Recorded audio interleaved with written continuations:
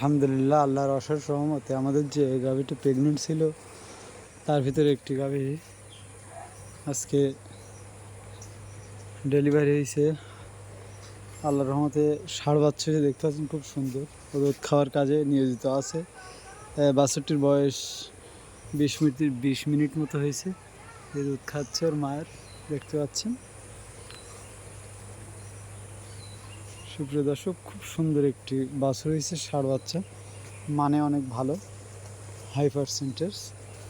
American ডেইরির বীজ দেওয়া ছিল। এই এখন হইল, এই যে ওলান ফলান খুব সুন্দর আছে।